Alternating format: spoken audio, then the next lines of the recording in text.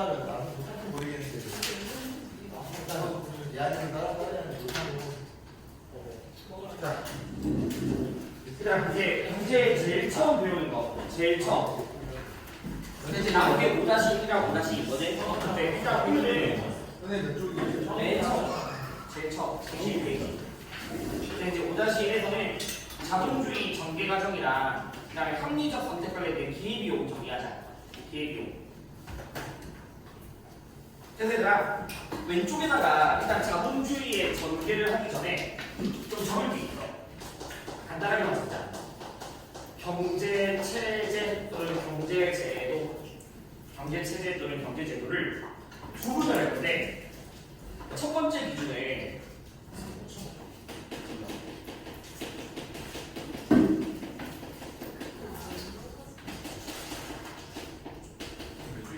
맨 처음, 제일 처음, 제일 처음. 얘들아 생산수단, 예를 들어서 토지라던가 또는 자본과 같은 것들, 이런 생산수단을 사적으로 소유할 수 있는지 여부, 알겠죠? 여부에 따라서 못한다, 한다의 차이가 있는 거지. 맞죠? 그러면 토지라든가 저런 자본과 같은 생산수단의 사적 소유가 불가능하면 이걸 우리 모두 뭐라고 하냐면 사회주의. 알겠죠? 사회주의. 그리고 사적 소유를 인정하면 자본주의. 그래서 사회주의와 자본주의는 생산수단의 사적 소유 인정 여부야. 알겠죠? 다음 두 번째. 어쨌든 자원은 희소하잖아. 무한하잖아. 무한하지 않잖아. 유한하죠. 그러다 보니까 당연히 선택에서의 문제가 생기잖아. 얼마큼 만들어낼지, 어떻게 만들지, 어떻게 분배할지, 그런 것들을 다 묶어서 경제 문제라고 하는 게 중요하잖아. 근데 경제 문제라고 하는데 그런 경제 문제를 해결하는 방식에 따라서 두 가지가 나뉘는 거야. 경제 문제를 어떻게 해결할 것인가. 첫 번째는 그거를 국가에게 맡기는 거야. 국가가 모든 걸 해결하도록 하는 거야. 경제 문제가 생겼을 때 얼마큼 만들고 어떻게 분배하고 이런 것들을 다 국가가 정하면 그런 것들을 우리 뭐라고 하냐면 이거 중요하잖아. 계획경제 체제라고 부르고, 자 시장에 맡긴데 시장이라는 공간에 아니라 물건을 살려는 사람과 팔려는 사람의 자유로운 경쟁이 이루어지거든. 알겠죠? 그래서 시장이라는 것은 자유에 맡기겠다 이 말인 거야. 시장에 맡긴다는 건 자유에 맡기겠다. 이런 것들을 우리 뭐라고 하냐면 시장 경제라고 불러. 개인의 자유에 맡기는 거야. 그래서 이 시장 경제 체제는 특히 뭐의 역할을 강조하냐면, 얘들아 물건을 팔려는 사람과 물건을 살려는 사람의 거래가 이루어지면서 그 둘 간에 합의점이 딱 생길 거 아니야. 그 합의점이 두 글자가 뭐다? 가격이다. 그러면 그 자유로운 거래에 따라서 이루어지는 가격에 따라서, 알겠지? 가격에 따라서 예를 들어서 얘들아 봐봐. 가격이 너무 높아. 가격이 너무 높으면 팔려는 사람과 살려는 사람 중에 누가 더 많아? 팔려는 사람만 많아지는 거잖아. 그럼 자연스럽게 가격은 뭐 하겠어? 내려가겠죠? 근데 또 너무 가격이 내려가게 되면 우리 어떤 사람이 많아지겠니? 살려는 사람이 많아지겠죠. 그러면 그 과정에서 적정한 가격이 만들어졌을 때 팔려는 사람과 살려는 사람의 일치가 이루어지는 거고, 그때 우리는 자원이 가장 효율적으로 분배된다라고 표현을 하는 거야. 자원이 가장 효율적으로 분배된다. 알겠죠? 그래서 그 가격에 따라서 자원의 효율적 분배가 이루어지도록 하면 이런 것들을 우리는 시장 경제 체제라고 부르는 거야. 그래서 대부분 나라들은 뭐와 결합돼? 자본주의와 시장 경제가 결합되어서 나타나죠. 맞죠? 근데 물론 우리나라들 대부분 나라들이 자본주의 시장 경제를 바탕으로 하지만 일부 영역에서는 누구의 역할을 인정을 해? 국가 역할을 인정을 하잖아. 알겠죠? 그래서 시장 경제에 바탕을 두지만 일부 영역에서 국가의 개입을 인정해서 이런 것들을 우리가 혼합 경제라고 표현하기도 해. 알겠죠? 혼합 경제. 그래서 이 정도로 그냥 구분된다 라는 걸 알고 있어주면 되고, 다시 돌아가서 자 일단 그래서 자본주의는 세 가지를 기억해야 돼. 자본주의란 무엇이냐라고 하면 개인의 사유재산을 보장, 맞죠? 개인의 사유재산을 보장하고 경제에서의 자유를 보장하고 그리고 아까 말씀드렸듯이 시장에서 결정된 그 가격에 따라서 거래가 이루어지도록 하는 시장경제에 바탕을 두고 있어. 이 세 가지가 자본주의 특징이고 어쨌든 너희가 그냥 이해할 때 자본주의는 개인의 사익 추구를 보장하면서 자유로운 경제활동을 바탕으로 한 이익 추구, 알겠죠? 이익 추구를 허용하고 있으면 이게 자본주의다 라고 보시면 돼요. 개인의 자유의 바탕을 둔 사익 추구를 허용하는 체제, 알겠죠? 이게 자본주의고 그러면 이 자본주의가 이제 어떻게 나타났고 어떻게 전개되는지를 봐야 되는 거거든? 알겠죠? 근데 우리가 너희가 어릴 때 역사를 배웠겠지만 유럽의 중세 때까지만 하더라도 철저하게 폐쇄적인 농업 중심 사회였잖아. 네. 맞지? 그러다가 15세기 때쯤에 드디어 대서양 무역이 이루어지죠. 월 개척을 통해서 신한도 개척을 통해서 대서양 무역이 이루어지고 그 대서양 무역이 이루어짐에 따라서 자연스럽게 무역이 발달하잖아. 맞지? 그래서 농업 중심 사회에서 상업 중심 사회로 바뀌게 되는 거고 그러면서 이때부터 뭐의 가치가 높아지냐면 자본, 돈이라는 가치가 높아지기 시작하는 거야. 그래서 그때부터 이제 보통 우리가 자본주의가 등장했다라고 표현을 해. 아니니? 자본주의가 등장했는데 자 지금 너희 밑에 보면 알겠지만 자본주의 역사적 전개 과정이 총 4개가 있거든. 그리고 어떤 학교들은 때에 따라서 이렇게 적어봐봐. 산업자본주의랑 수정자본주의 사이에 독점자본주의를 끼워서 물어보기도 하거든. 끼워서 알겠죠? 독점자본주의가 끼어있기 때문에 근데 거의 대부분 문제는요 거의 대부분들은 산업자본주의, 수정자본주의, 그 다음에 신자유주의 이렇게 세 가지를 중심으로 물어봐. 어차피 물어보는 건 알겠죠? 이 세 가지를 중심으로 물어본다고 보시면 돼요. 그러면 아까 내가 앞서서 말씀드렸듯이 자본주의의 초창기는 무역의 발달을 배경으로 이루어진단 말이야. 그래서 초창기 자본주의가 무역의 발달을 배경으로 한 상업 자본주의라고 표현하는데 여기는 보통 우리가 잘 안 물어. 왜 안 물어보냐면 여기는 진정한 자본주의가 아니야. 결론은.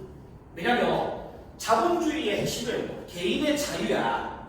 알겠지? 개인의 자유에 맡겨야 되는데 이때 흔히 엘리자베스 1세, 펠리페 2세 무슨 왕정 시대야?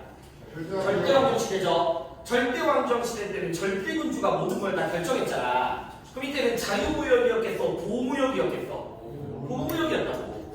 그러니까 진정한 자유가 아닌 거야. 그래서 이 당시에 통제받던 자본가들이 우리 자유롭게 내버려 둬라고 이렇게 생각하는 거야.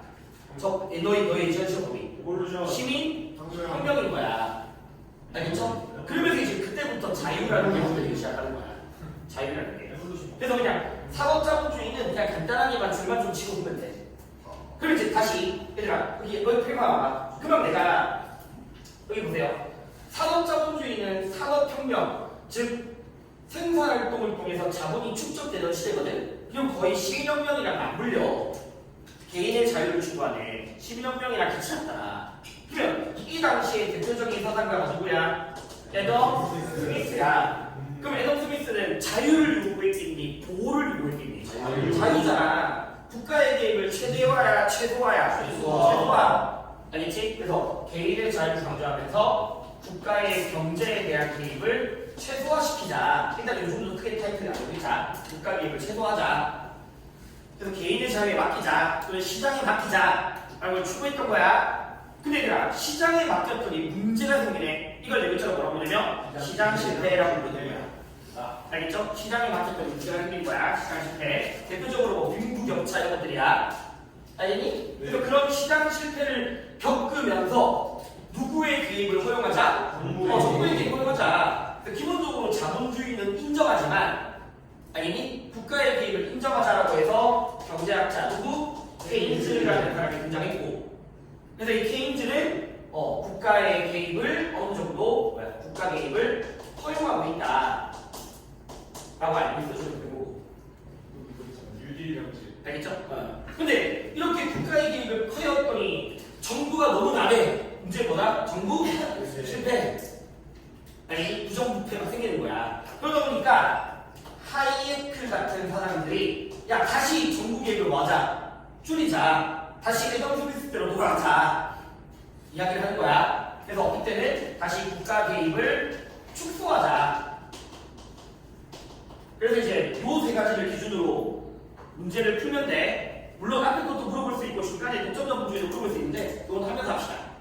일단 메인은 요 세 개예요. 그래서 예를 들어서 너희 암표 추억에 문제가 뭐 물론 개념으로 물어볼 수도 있겠지만 요 세 개 요거 칠번 봐봐. 지금 자본주의 체제의 결정 과정인데 은영이 정부의 역할 기준이거든. 그럼 순서대로 이때는 국가 기업을 제도하는 누구? 에더 스미스. 다시 국가 기업을 키우는 케인즈. 알겠죠? 수정자본주의 또는 마지막에 하이에크 또는 신자유주의 이렇게 변화된다라고 알고 있으면 되는 거지. 알겠니? 그래서 112페이지로 이제 다시 가서 112페이지에 상업자본주의는 간단하게 중간치자. 상업자본주의는 아까 그냥 발달 배경, 신앙로 개척을 통한 교역의 확대 맞죠? 이게 발달 배경이어서 무슨 정부 아래에서 무슨 군주 아래에서 절대 왕정 아래에서 알겠지? 절대 군주 체제 또는 절대 왕정 아래에서 무역의 발달을 배경으로 형성했다. 그래서 무역을 통해서 자본이 축적되는 것을 무슨 자본주의라고 한다고? 상업자본주의.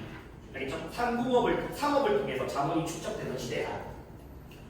그래서 이 당시에 절대 왕정의 체제 아래에서 상공업을 강조하는 중상주의를 내세우면서 최대한 수출을 억제하느니 장려하느니 장려 수입을 최대한 자국의 이익을 추구하고 보호하니까 수입을 최대한 억제 장려 수입을 억제 그래서 국가가 산업을 보호하던 무역입니다.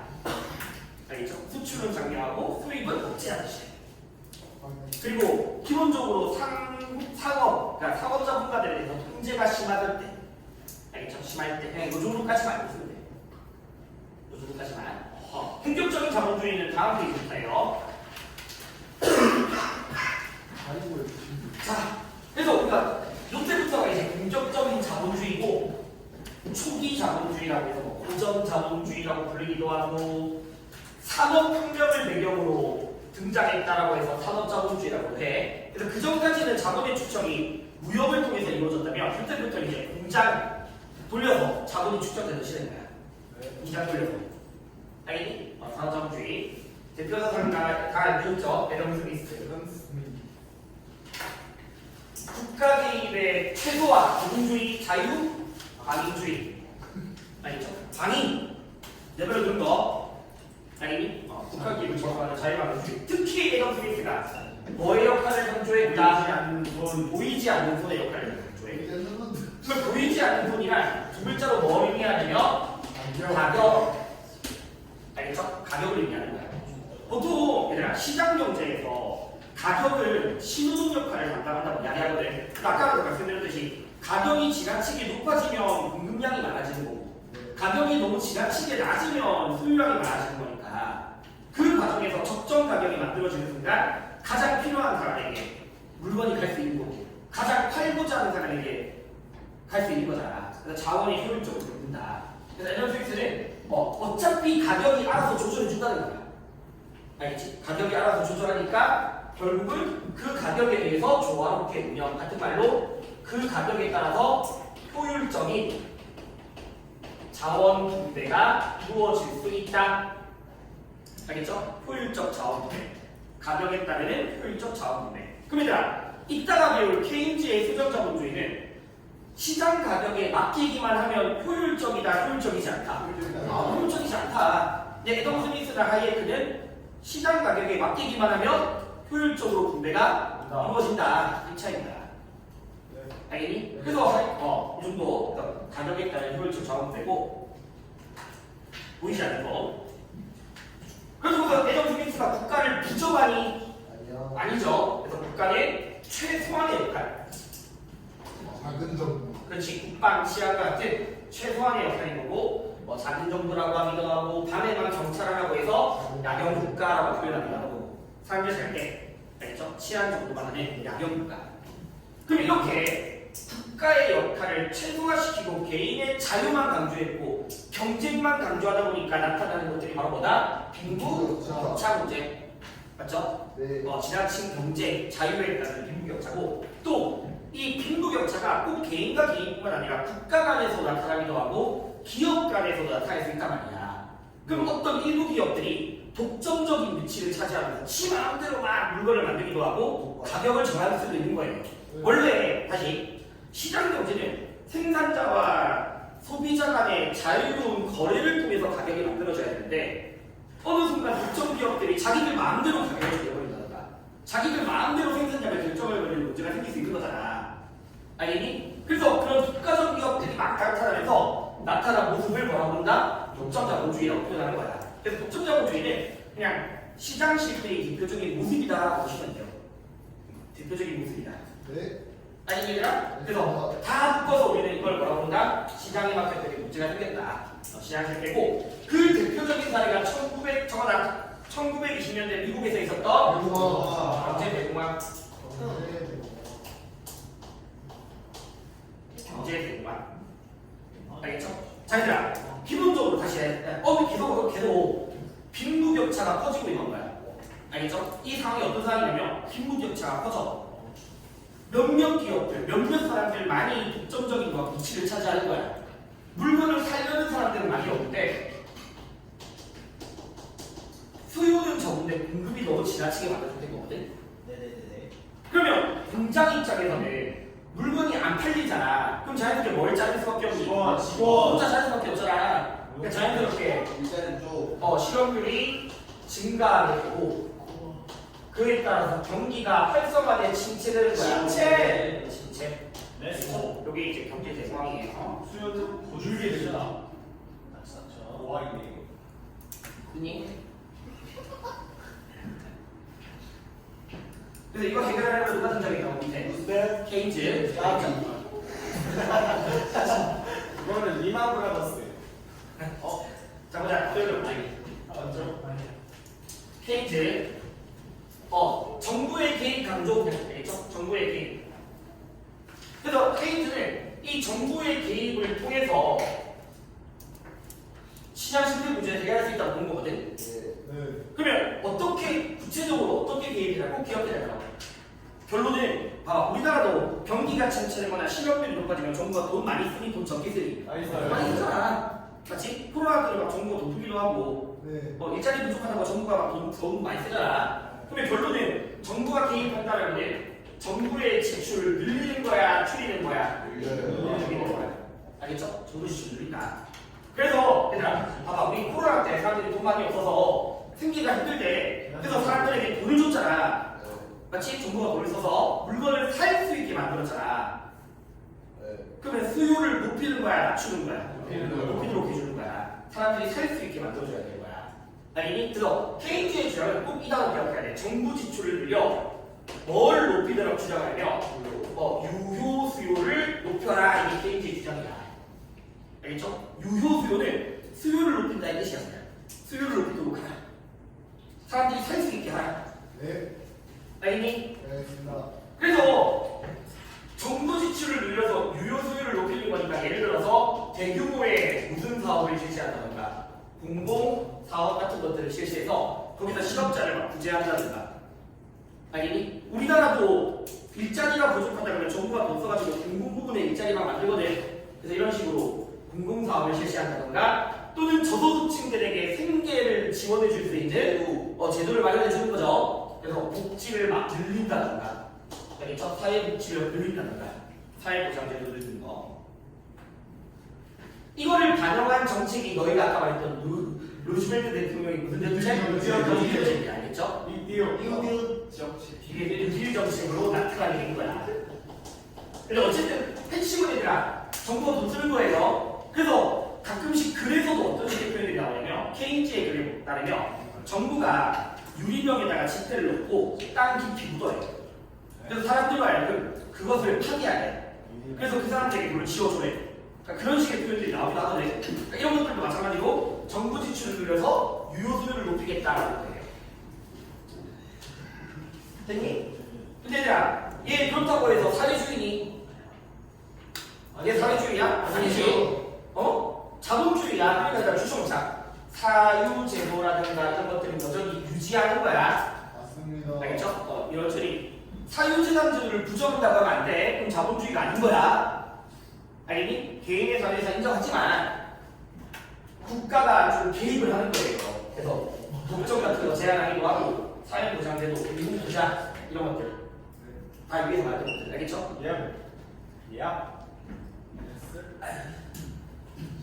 그래서 그때 정부 역할 다시 다른 이야기 적극적으로 지출을 늘려 새로운 수요 만드는 거네. 그죠? 무슨 수요? 유효. 알겠죠? 유효 수요. 유효 수요. 그리고 이때부터 이제 정부가 사회보장제도 같은 것들을 강화하기 시작하면서 무슨 국가가 등장한다? 국가. 큰 정부, 적극적 국가 이런 것들. 근데 이렇게 국가 역할을 강조했더니 부정부패들이 막 생기는 거잖아.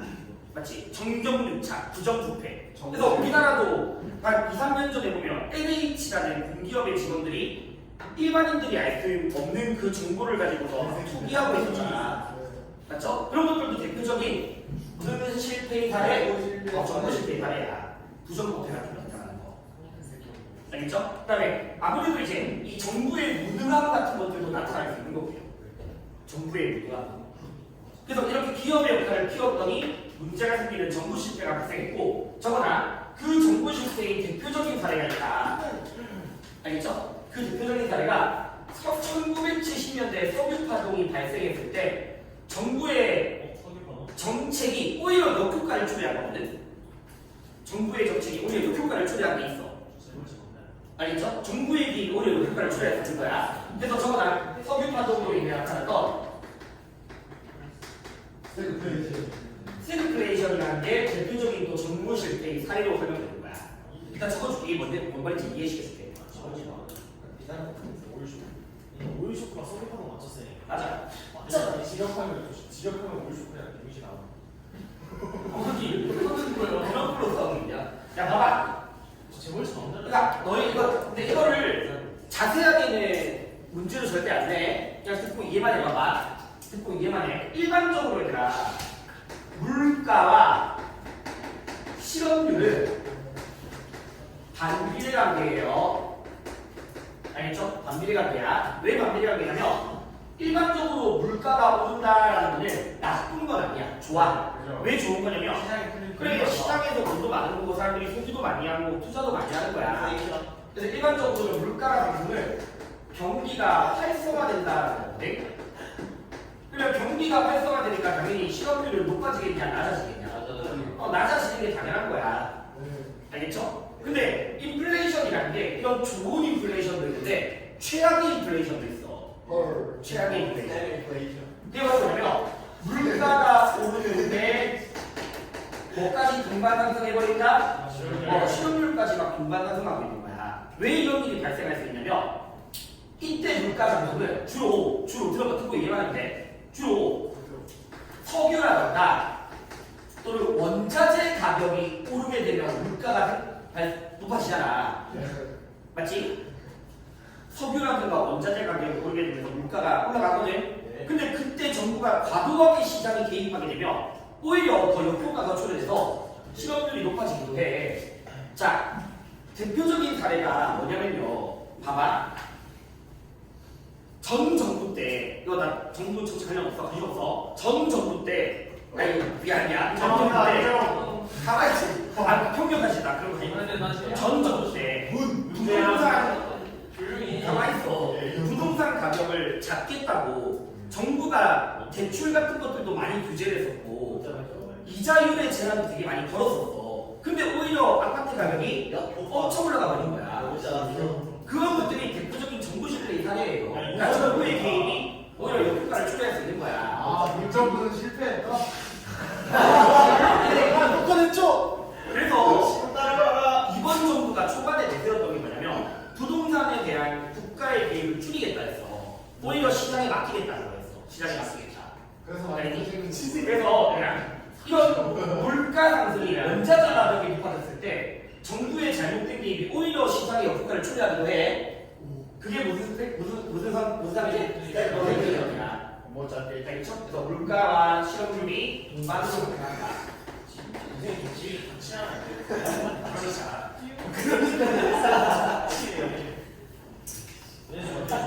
저희 기백이 짱나서 신났어. 오케이 다음.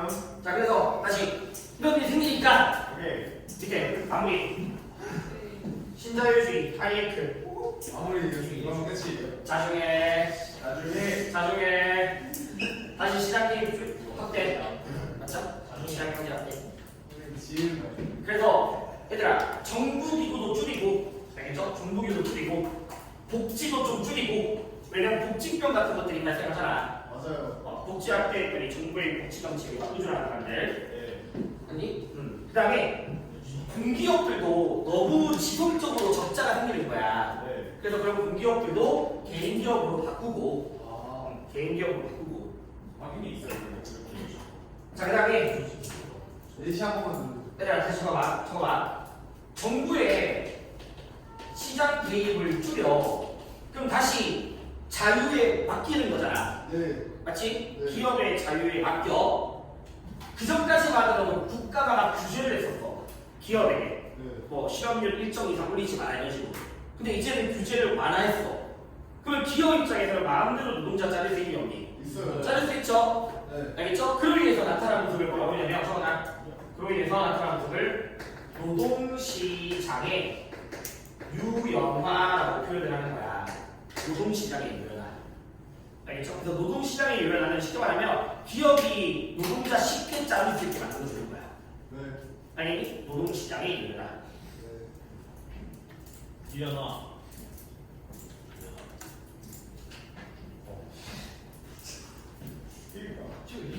자, 그다음에 정부역까지 줄였죠. 자본주의 복귀. 그럼 당연히 어떤 문제가 생기면 또 애덤 스미스 때처럼 빈부격차라든가 실업 문제 이런 것도 발생할 수 있고. 애덤 스미스 때처럼. 그래서 계속 경제 체제는 순환됩니다. 알겠죠? 순환됩니다. 그래서 이 정도까지 해놓고 문제처럼 2번, 3번, 4번, 3개 한번 해봐봐.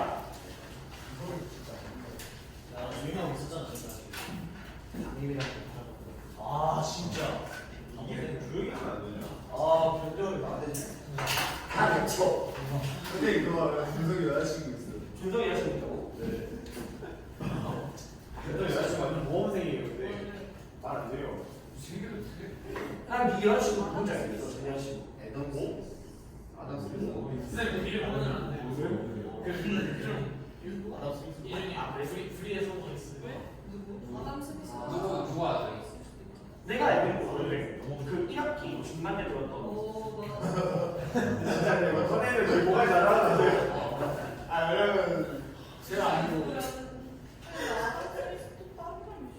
몰라 빨리 무시할 건데 선생님 저랑 같이 교육충 갔다 오실래요? 뭐라고? 뭐야? 저랑 같이 교육충 갔다 오실래요? 근데 외부 불경제 나오는데 이거 푸는 거 맞아요? 아니 몇 번이냐? 잠깐만. 이거 이거 진짜. 치미 새끼야. 117페이지 2, 3, 4 아 진짜. 네. 선이건 연준아. 사이가 근데 이거 빨리 하고 너희 그거 해야 돼. 그거 기획용이야. 그랬잖아. 여기서 이거지. 2번, 1번. 케이지가 큰 정부니까 이제 2번, 1번, 1번. 선이가 뭐예요? 아 살이 개인이 성공 아니야. 개인이 2번, 1번, 1번 아니야. 얘들아 하면 들어. 애덤 스미스의 국부론이라는 책을 써가지고 어떤 식으로 이야기하냐면 2번, 1번까지만. 공익의 증진은 의도하지 않더라도 개인의 이익만 보장해주면 자연스럽게 높아질 수 있다. 그러면서 애덤 스미스가 했던 이야기가 우리의 식탁이 풍성한 이유는 개인들의 이기심으로부터 비롯된다라고 이야기를 해. 왜냐면 고기 만드는 사람도 자기 고기가 잘 팔려야 되니까 질 좋은 고기를 만들려고 하는 거고, 빵 만드는 사람들도 자기 빵이 잘 팔려야 되니까 질 높은 빵을 만들려고 할 거고. 그럼 그런 식으로 모든 사람들이 경쟁하는 과정에서 국가 경제가 성장할 수 있다라는 게 애덤 스미스 입장이야. 그래서 개인의 사익을 추구하는 이기심을 강조했던 게 애덤 스미스야. 알겠죠? 이타심이 아니라 이기심. 네.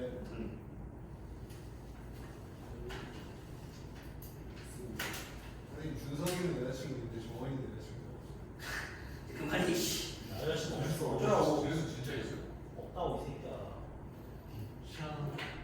조용히 해. 조용히 해. 한 새끼가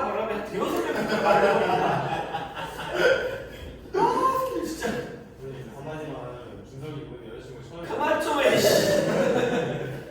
신놈인가? 그 신인지에서 내요. 아 몰라 그럼. 그래 이거. 근데 저 3번도 안 하고 그만 말하라고. 아 진짜 최악이다 진짜.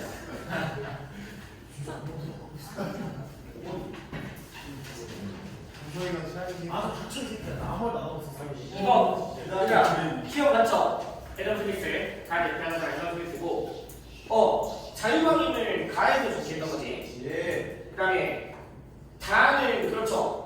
나의 문제점이 정부 실패였고 그 정부 실패로 등장한 게 신자유주의니까 지금 맞는 말이고 아니. 그리고 빈부격차가 커지게 되면 나에서 가로 바뀐 게 아니라 가에서 나로 바뀌게 되는 거죠. 이해를 틀렸습니다. 2번 3번 1번 1번이죠. 보이지 않는 손은 시장을 의미하는 게 아니라 가격을 의미하는 거야. 맞습니다. 1번. 자, 4번 1번. 그러니까 4번에서 지금 1번. 뉴딜 정책으로 대공황을 극복하자고 했으니까 케인즈의 수정자본주의고 네. 그럼 케인즈 같은 경우에는 오번. 정부의 투자한테 실험을 해결하자. 맞죠. 언제나 효율적이지 않다고 했죠. 아, 그러네. 닥쳐봐 좀. 아니, 진짜. 개인은 각자의 일보다 본인을 주관한다 틀린 말이죠. 같이 이걸 선택하면 얘가 자본주의가 아닌 거잖아. 어떻게 해야 되지? 그리고 정부가 돌봐줘서 보완해야 맞는 말이니까 답은 1번이죠. 아. 이렇게 해서 자본주의 정리하죠. 내가 좀 짜증나려고 해. 지금 조용히 해 진짜. 113페이지에 합리적 선택.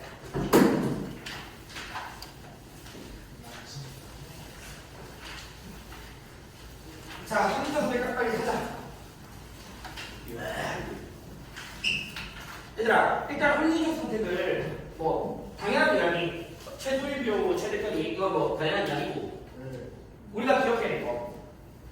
일단 고려해야 될 거. 편익 동그라미. 그다음에 기회비용. 그래서 이 두 가지를 먼저 하자. 그러니까 경제적 선택, 합리적 선택에 있어서 편익과 기회비용을 고려해야 되는데 그냥 편익을 뜬금이 선택함에 따라 얻게 되는 만족감, 맞죠? 선택함에 따른 얻은 만족감. 선택에 따른 만족감.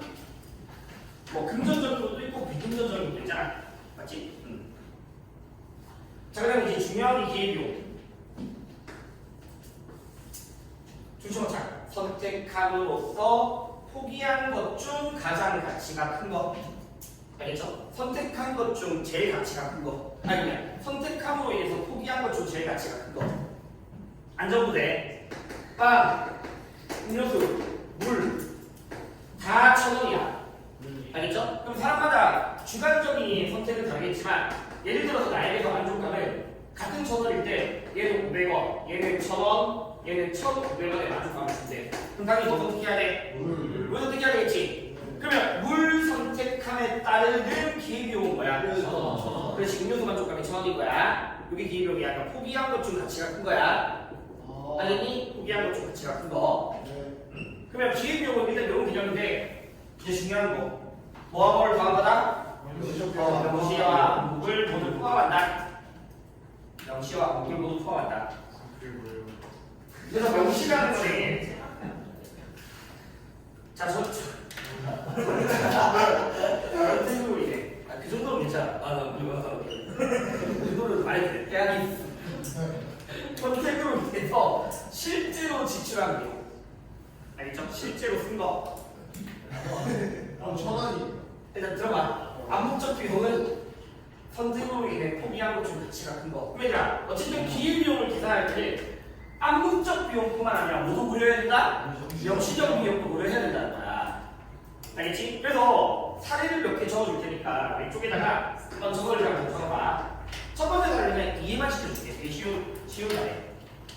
되게 쉬운 사례. 학생 여러봐.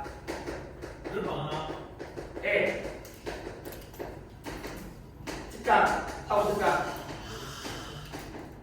제일 있나요? 하고 특강 월 300만 원 써야 돼, 내야 돼, 알겠지? 서머캠프 여행에 따른 만족감 300만 원. 아니다. 5천만 원. 아니 조용히 해. 만족감을 200만 원이라고 하자.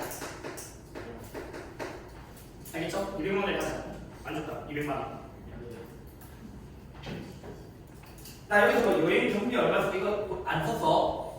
그냥 요것만 딱 봤을 때. 근데 얘가 이거를 선택한 거야. 여행 안 가고. 왜요? 부모님 시켜서. 알지? 빨리 봐. 이거 선택했어. 알겠지? 그러면 학원 특강을 선택함에 따라 발생하는 기회비용은 일단 뭘 포기한 거야? 여행 만족감을 포기했죠. 알겠지? 그러면 여행에 대한 만족감을 명시야, 암묵이야? 암묵이죠. 일단 포기한 거니까. 어차피 두 개 선택밖에 없잖아. 알겠지? 그러면 여행 만족감 200만 원은 암묵적 비용인 거고. 그러면 이 사람에게서 기회비용은 총 200만 원이니? 아니요. 아니지. 뭘 따져야 돼? 그렇지. 학원 특강으로 지출한 비용을 따져야 될 거 아니야. 알겠지? 그러니까 이 사람에게서 특강을 선택함에 따르는 명시적인 비용이 학원비 얼마? 300만 원. 그러면 이 사람의 총 기회비용은 얼마? 500.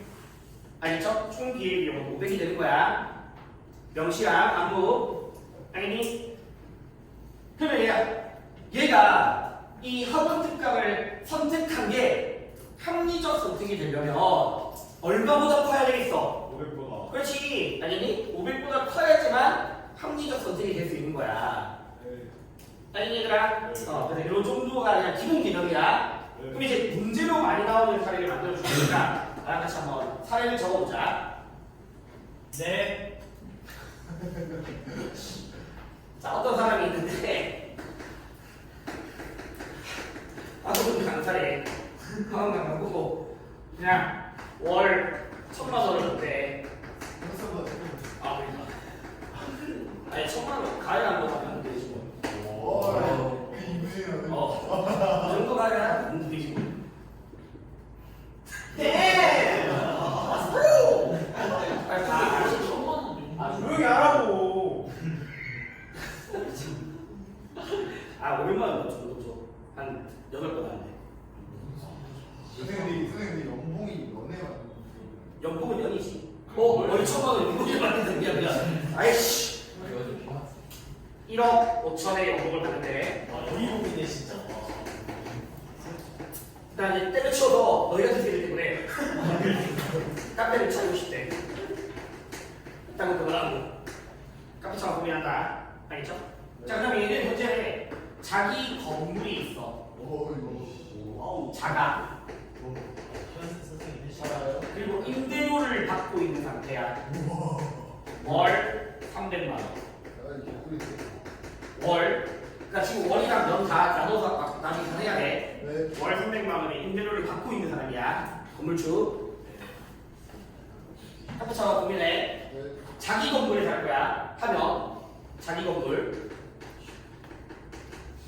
자기 건물 살 거야. 그러니까 월세 내는 거 있어 없어? 없어. 알겠지? 월세 내는 거 없어. 근데 대신에 어떤 점이 생기냐면 부부랑 같이 와이프랑 같이 할 거라서 그러니까 베이비시터가 필요하대. 알겠죠? A를 받는 사람이 필요하대. 베이비시터. 월 200만 원 써야 돼. 자, 월 200. 자, 그 다음에 뭐 재료비, 인건비, 뭐 각종 인테리어비 등등등등. 알겠죠? 인테리어비 등등등에서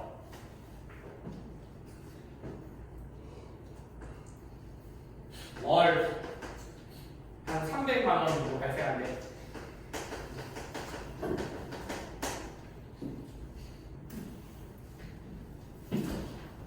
예상 수익 2억. 예상 수익. 한 달에 연봉이에요 연봉? 연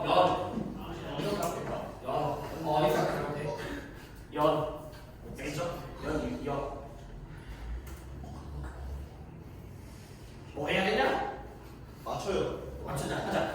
알겠지? 그 상태에서 뭐 해야 되냐? 월을 영어로 봐. 야, 카페 창업에 따르는 기회비용을 정리할 거야. 어려운데? 카페 창업에 따른 기회비용. 이 정도가 좀 보통 일반적인 유형이에요. 만약 이 사람이 자기 건물이 아니라 임대를 들어가서 월세를 내야 되면 이거는 무슨 비용이 들어가야 돼? 명시적 비용. 그렇지. 실제로 쓰는 명시적 비용이 돼야 돼. 월세가 나오면. 알겠니? 월세가 나오면 명시적 비용이 들어가야 돼. 실적 지출하는 거니까. 자, 보자. 명시부터 하자. 확실한 거. 실제로 이거를 해서 쓰는 거 뭐 있지? 베이비시터. 베이비시터. 베이비시터 월 300. 200. 맞죠? 200. 더하기. 제로비 인건 재료비, 인건비 등등등 포함해서 300. 월 300이지. 근데 이거 연단위로 해야 되겠네. 근데 맞춰야 돼. 그러니까 연단위라면 얼마야? 2,400. 2,400. 2,400 연단위로 하면. 그리고 월 300. 3,600. 네. 월 300이니까 연단위로 하면 3,600. 또 명시냐 없냐? 없어요. 응? 작아. 임대료 같은 거 없어졌으니까. 자, 그러니까 이게 명시 이게 다야. 알겠죠? 그러면 아무 선택으로 인해서 카페 창업으로 인해서 포기한 거 있냐? 네. 더 이상 뭐 못 받게 돼? 연보. 1호점 뭐? 임대료. 알겠죠? 1호점 연보. 자, 그 다음에 이 사람이 자기 이름을 해서 창업을 하다 보니까 더 이상 임대료 받아 못 받아? 3,600. 그럼 이거 무슨 비용이 들어가야 돼? 암흑점. 암묵점이 들어가야지. 선택으로 이제 얻지 못하게 되는 거잖아. 네. 알겠니? 그래서 월 300만 원은 암묵점 비용 임대료. 그러면 이거 3,600인 거야. 맞지? 네. 기별 저번에. 다시 월세를 내야 되면 명시야. 네. 알겠죠? 월세를 내야 되면 명시로 들어가야 돼. 그러면 어쨌든 총 기회비용 빨리 다 더해라. 2억 4,600. 오, 진짜? 오.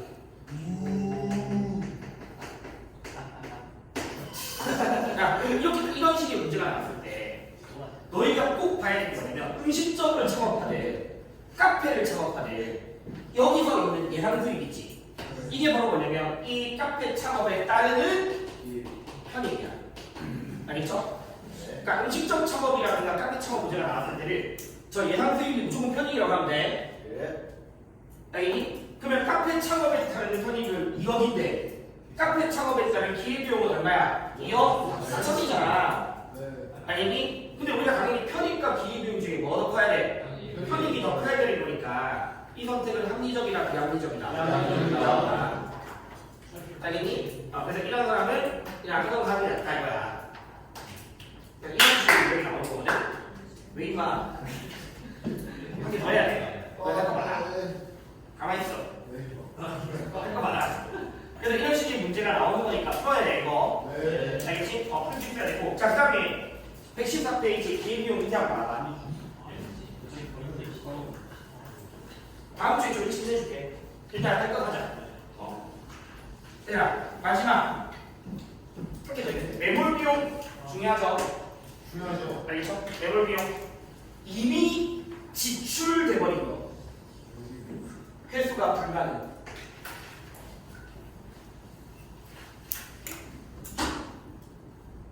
이미 지출해서 회수가 불가능. 알겠죠? 이미 지출해서 회수가 불가능. 자, 봐봐.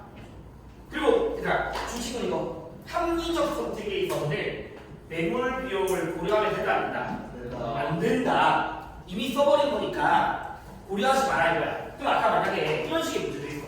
만약에 여기서 있잖아. 내가 카페 창업을 고민을 하고 있어서 헷갈려 고민하는 상태에서 미리 바리스타를 결제해. 월 100만 원 주고. 아니 바리스타를 결제를 한 거야. 그럼 이거는 이 기회비용에서 넣으면 돼 안 돼? 네. 안 된다고 이미 써버린 거니까. 그런 식으로 출제가 되기도 해. 알겠지? 아니면 이 사람이 음식점 창업을 준비하는 과정에서 미리 산 것들이 있을 거 아니야. 그런 것들은 다 매몰비용인 거거든. 근데 매몰비용은 이렇게 이해하면 돼. 봐봐. 예. 어떤 기업이 자율주행 자동차를 개발하자, 연구하자 라고 해서 계획을 했는데 그래서 연구기간 5년 그리고 1년에 연구비용 예를 들어서 할게 그냥 1년에 연구비용 총 20억 그래서 100억이 써야 된대. 알겠죠? 100억을 연구비용으로 써야 되고 그 다음에 예상 수입은 5년 뒤에 200억이었대. 그래서 연구를 한 거야. 알겠죠? 연구를 했어. 그래서 지금 몇 년씩 하냐면 4년이 경과했어. 그럼 현재 몇억 쓴 거야 지금까지? 그렇지. 80억 썼지. 네. 알겠죠? 마이너스 80억이야. 아직까지 20억 더 써야 돼. 이제 지금까지 80억 썼어. 근데 지금 상황이 바뀌어서 다른 기업들이 이미 다 진출했대. 그래서 예상 수익이 30억이래. 더 이상 떨어지지 않아. 자, 여기서 끝. 선배가 돼. 계속해야 돼. 해야죠. 계속해야 되는 거야. 당연히. 왜냐면 여기서 80억은 무슨 비용이니까? 매몰 비용이니까. 당연히 20억 더 쓰는데 예상 수익 30억이니까 10억이라도 이익이 생기잖아. 이거는 이미 쓴 거야, 쓴 거. 그래서 합리적 선택에서 저거 고려하면 안 돼요. 알겠죠? 그러면 이렇게 이해를 하시면 됩니다. 그래서 밑에 갈거 맞다. 그래서 얘들아 이제 마무리. 그럼 주식도 계속 안 팔면 되는 거예요,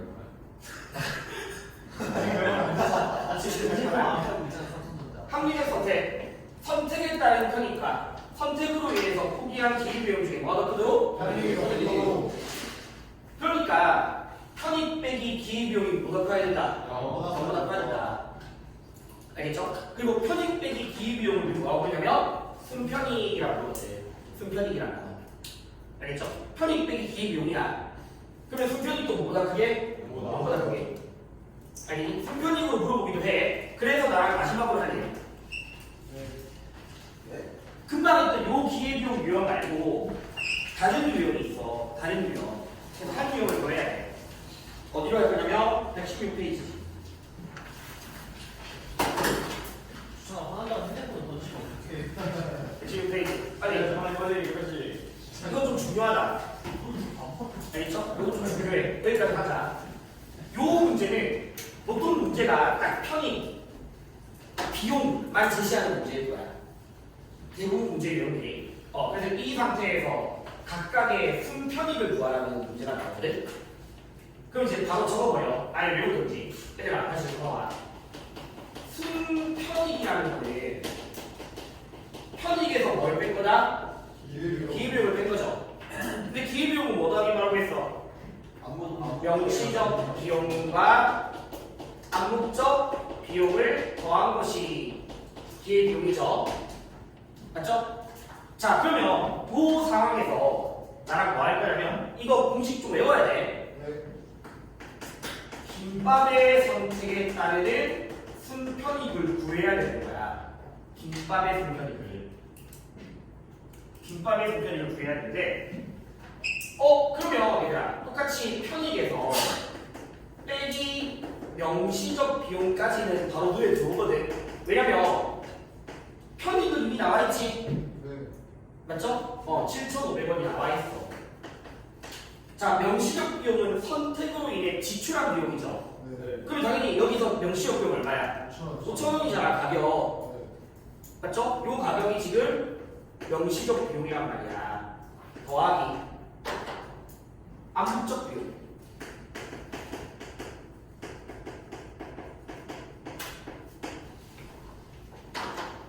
김밥을 만약에 A라고 할게. 김밥을 A라고 하고 순대를 B라고 할게. A랑 B 두 가지 선택 있는 상태야.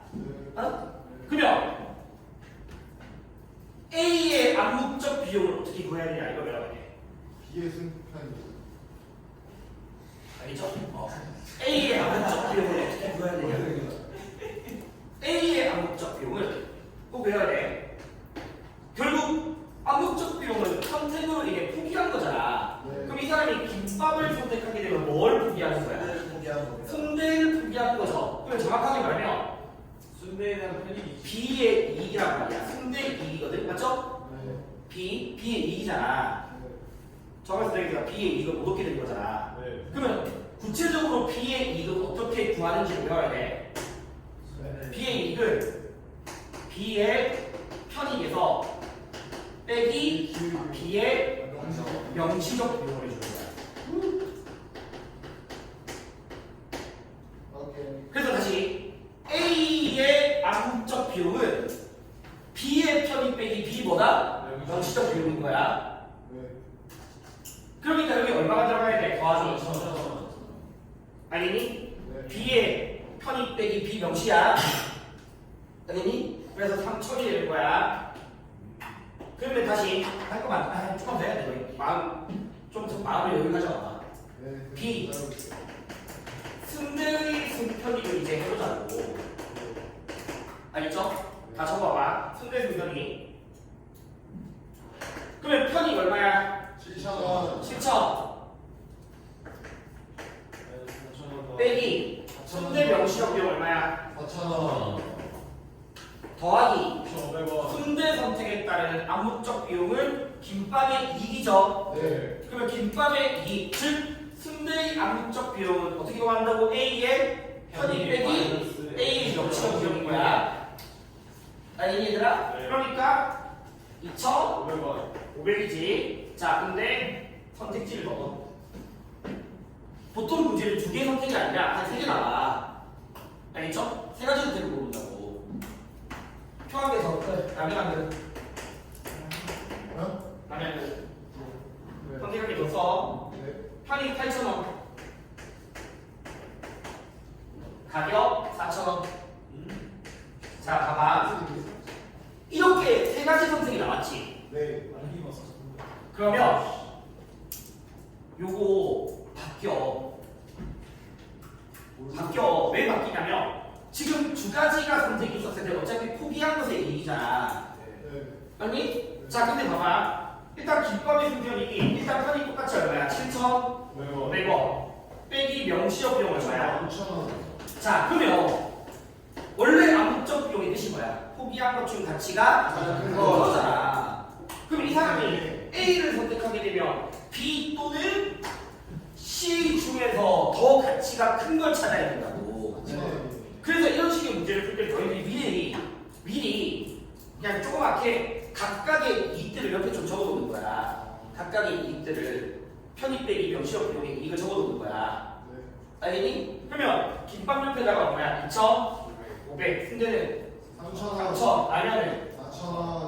이렇게 적어 놓고서 이게 각각의 이익이잖아, 맞지? 그럼 다시 이렇게 되었을 때 김밥의 선택에 따르는 암묵적 비용은 순대의 이익이 돼야 돼? 라면의 이익이 돼야 돼? 라면의 이익. 라면의 이익이 돼야 되는 거야. 더 큰 걸 선택해야 되는 거니까. 알겠니? 그러니까 이제 여기서는 라면의 이익인 4,000이 되는 거야. 순대 수편이 또 바꿔야겠지. 그러면 2가지 선택일 때가 아니잖아. 그럼 똑같이 일단 하던 대로 7,000에서 빼기 4,000인데 순대를 선택했을 때 김밥의 이익과 라면의 이익 중에 뭐가 들어가야겠어? 라면의 이익. 라면의 이익이 들어가야겠지. 더 큰 거. 네. 포기한 거. 더 큰 거. 그러니까 이거 얼마 들어가야 돼? 4,000원. 똑같이 4,000이 들어가야 되는 거야. 알겠니? 자, 그럼 만약에 이제 1분 나왔다. 라면의 승편익을 구해보자고요. 네. 라면의 승편익을. 그러면 편익 얼마니? 8,000원. 빼기 명시. 4,000원. 자, 이 사람은 둘 중에서 2,500이 들어가야 돼? 3,000이 들어가야 돼? 3,000이 들어가야 되겠지. 더 큰 거니까. 네. 더하기 3,000원. 다시 물어볼게. 얘들아, 라면의 암묵적 비용은 김밥의 이익이야? 순대의 이익이야? 순대의 라면이. 그래서 여기다가 각각 적어봐. 이게 이제 어떤 식의 문제가 나오냐면 표를 넣어서 불쾌한 치워놓은 거거든. 그러면 가격은 곧 그 각각의 선택이 무슨 비용을 말하는 거야? 명시적 비용. 그렇지, 명시적 비용을 말하는 거야. 네. 아니니? 가격은 그 선택에 따른 명시적 비용인 거야. 표 한 개만 더 만들어봐. 암묵적 비용. 각각의 선택의 암묵적 비용. 네. 다시. 4,000원. 여기 뭐 들어가야 되고? 4,000. 여기 뭐 들어가야 되고? 4,000원. 4,000. 여기 뭐 들어가야 돼? 3,000원. 아니니? 그걸 채울 수 있어야 되는 거지. 누구야? 알겠니, 얘들아? 네. 이거를 선택함에 따라 포기하는 것 중 더 가치가 큰 걸 봐야 될 거 아니야. 네. 알겠니? 4,000, 4,000, 3,000인 거지. 4,000, 4,000, 3,000. 이런 식으로 승편이 구하는 문제도 있어. 그래서 오늘 드린 과제를 다 하시면 돼요, 너희. 네. 다 해볼게요. 자유 모르는 걸 좀 물어보시고 다음 주에 좀 복습할 거야. 할 거니까